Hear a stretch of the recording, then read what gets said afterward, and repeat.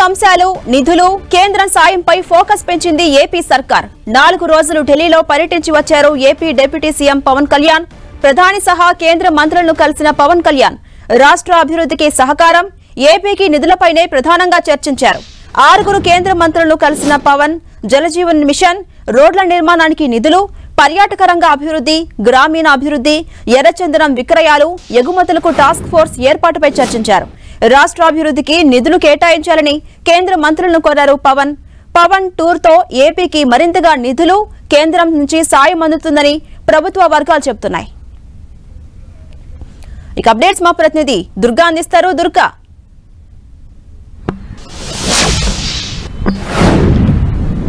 తన శాఖలకు సంబంధించి చాలా కీలకమైనటువంటి సమావేశాలు పవన్ కళ్యాణ్ ఇటీవల ఢిల్లీలో నిర్వహించారు. కేంద్ర మంత్రుల్ని వరుసగా కలవడం జరిగింది. మొత్తం 6 కేంద్ర మంత్రులతో పాటు ప్రధాని నరేంద్ర మోడీని కూడా పవన్ కళ్యాణ్ కలిశారు. చాలా కీలకమైనటువంటి అంశాల గురించి చర్చించారు. ముఖ్యంగా పవన్ కళ్యాణ్ నిర్వర్తిస్తున్నటువంటి శాఖలకు సంబంధించి గ్రామీణాభివృద్ధి, పంచాయతీరాజ్ శాఖలకు సంబంధించి, అలాగే అటవీ శాఖకు సంబంధించి కూడా కీలకమైనటువంటి చర్చలు జరిపారు. అనేక ప్రాజెక్టులకు సంబంధించి కేంద్ర మంత్రులకు వినతులు కూడా సమర్పించారు. ముఖ్యంగా జలశక్తి మిషన్ కు సంబంధించి, ఎందుకంటే గ్రామీణ ప్రాంతాల్లో మంచినీటి సరఫరాకు సంబంధించి ఇటీవల చోటు చేసుకున్నటువంటి అనేక సంఘటనల నేపథ్యంలో పూర్తి స్థాయిలో మంచినీటి సరఫరాను మెరుగుపరచాలి, వాటన్నింటినీ కూడా కొత్త సంస్కరణలు తీసుకురావాలనే ఉద్దేశంతో పవన్ కళ్యాణ్ వీటికి సంబంధించి కొన్ని నిధులు మంజూరు చేయాల్సిందిగా కేంద్ర మంత్రులను కలవడం జరిగింది. ముఖ్యంగా ఈ నీటి సరఫరాకు సంబంధించి ఎక్కడా కూడా డయేరియా వంటి లేదంటే ఇతర కలుషితమైనటువంటి పరిస్థితులు రాకుండా ఉండాలంటే స్వచ్ఛమైనటువంటి మంచినీటిని అందించాలి అనేది లక్ష్యంతో ముందుకు వెళ్తున్నానంటూ కూడా ఇటీవల అనేక సార్లు చెప్పినటువంటి పవన్ కళ్యాణ్ ఆ దిశగా అడుగులు వేస్తున్నారు.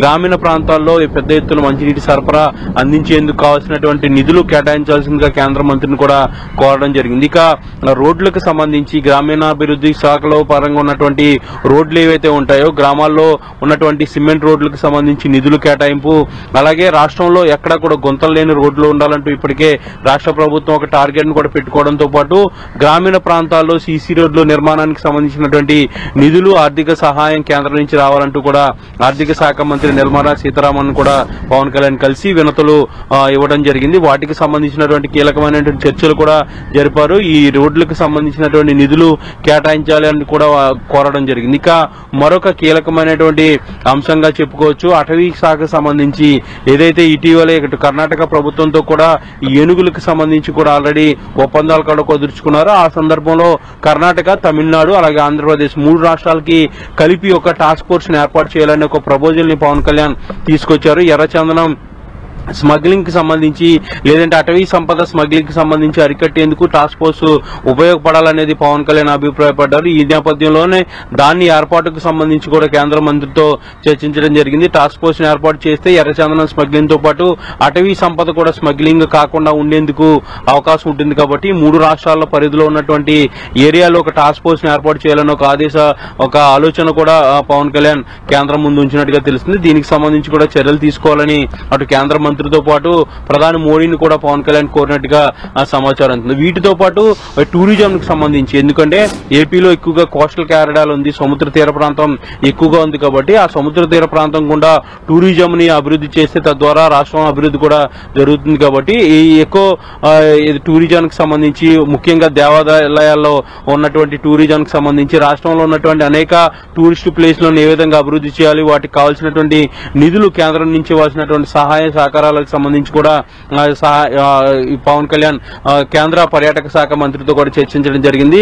ఏదైతే కేంద్ర మంత్రులతో చర్చించారో వాటన్నిటిని కూడా ప్రధాని మోడీతో పవన్ కళ్యాణ్ చర్చించారు. ప్రత్యేకంగా సమావేశమయ్యి వీటన్నిటిని కూడా వివరించినటువంటి పరిస్థితి. అయితే పవన్ కళ్యాణ్ టూర్ అనేది రాష్ట్ర అభివృద్ధికి సంబంధించి ముఖ్యంగా పవన్ కళ్యాణ్ చూస్తున్నటువంటి శాఖల అభివృద్ధికి చాలా వెసులుబాటు కలుగుతుంది, చాలా అభివృద్ధి అనేది జరుగుతుంది, పెద్ద ఎత్తున నిధులు రాబోతున్నాయని కూడా ప్రభుత్వ వర్గాలు అయితే అభిప్రాయపడుతున్నాయి. ముఖ్యంగా పవన్ కళ్యాణ్ పర్యటనకు సంబంధించి చేసినటువంటి అన్ని విజ్ఞాపనలు కూడా త్వరలోనే ఆమోదముద్ర వేసి వాటిని కూడా అనుమతులతో సహా వెనక్కి వస్తాయి, పెద్ద ఎత్తున పెట్టుబడులు కూడా రాబోతున్నాయంటూ కూడా ఆశాభావం వ్యక్తం చేస్తున్నారు. ముఖ్యంగా ఇటీవలే అమరావతికి కూడా రైల్వే ప్రాజెక్టు కూడా వచ్చింది. ఆ రైల్వే ప్రాజెక్టు తీసుకురావడంలో పవన్ కళ్యాణ్ చొరవ చాలా ముఖ్యమంటూ కూడా అప్పట్లో రైల్వే శాఖ మంత్రి కూడా ప్రకటన చేసినటువంటి నేపథ్యం. ఇప్పుడు పవన్ కళ్యాణ్ ఏవైతే ప్రాజెక్టులకు సంబంధించి కేంద్ర ప్రభుత్వానికి వినతులు ఇచ్చారో వాటన్నింటినీ కూడా త్వరలోనే ఆమోదం పొంది వస్తాయనేది ఒక ఆశాభావం వ్యక్తం చేస్తున్నారు. రాష్ట్ర అభివృద్ధికి సంబంధించి పెద్ద ఎత్తున ఏవైతే నిధులు కేంద్రం నుంచి రాబోతున్నట్టు కూడా